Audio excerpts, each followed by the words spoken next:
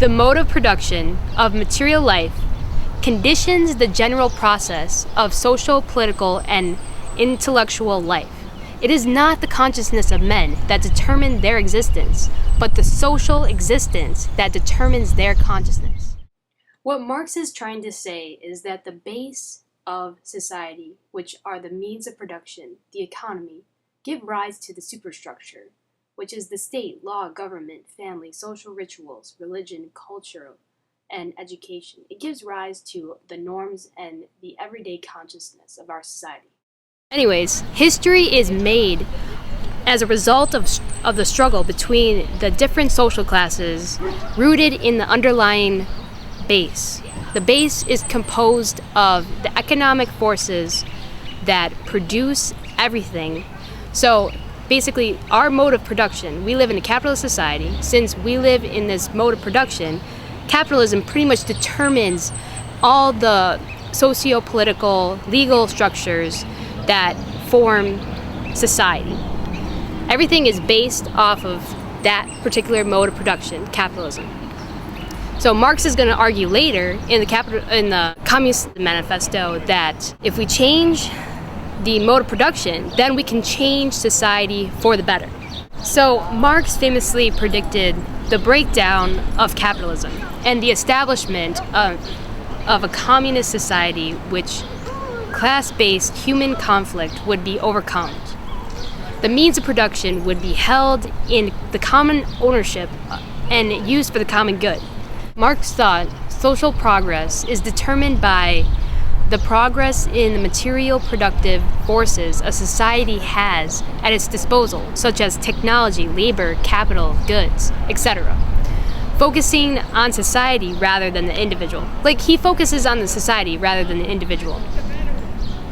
Capitalism, in Marx's opinion, is the worst mode of production because of the necessary exploitation of workers, of the necessary need, use people as means instead of ends in themselves. There are 4 types of alienation that occur because of capitalism.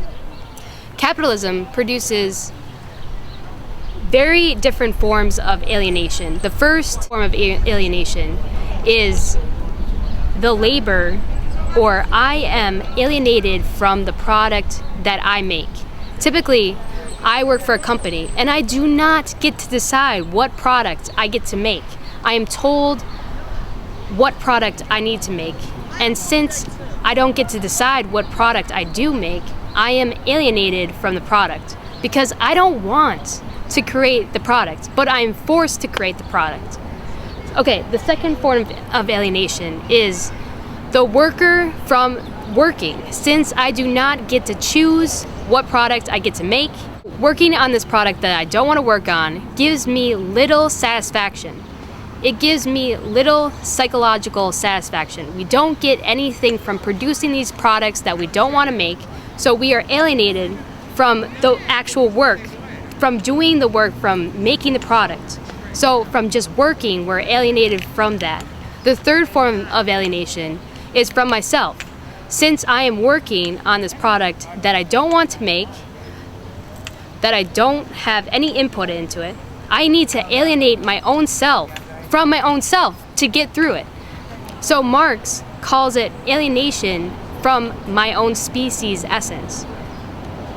Have you ever worked at a job that you absolutely hated and you just didn't want to do it at all, but you kind of like coached yourself through it? You kind of coached yourself through getting through the hours that you needed to do just so you could get a paycheck at the end of the week. We all do it, and we need to deal with it. Okay, so the fourth form is that I, as a worker, am alienated from other workers. Basically, capitalism reduces man and his labor to a commodity.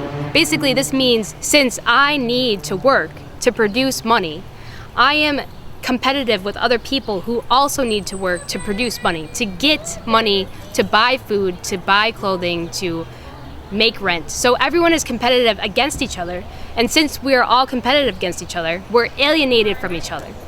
So Marx thought to get out of capitalism, the struggle between the working class and the bourgeoisie, the working class had to basically form a revolution. They have to come together to restructure society and change the way that society is structured.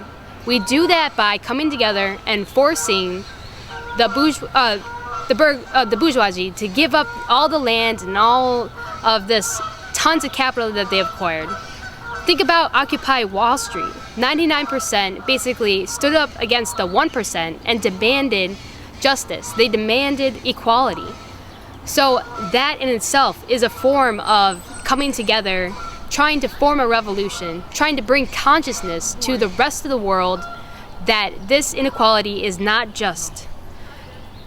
So Marx's solution would be to construct or reorder society to ensure it to become a classless and stateless one, where everyone is equal and no one owns the means of production, which would eventually exploit people and alienate people from each other and themselves. So specifically, Communist Manifesto, Marx lays out the necessities that people need to take to create a stateless and classless society. So the first one is the abolition of property and land.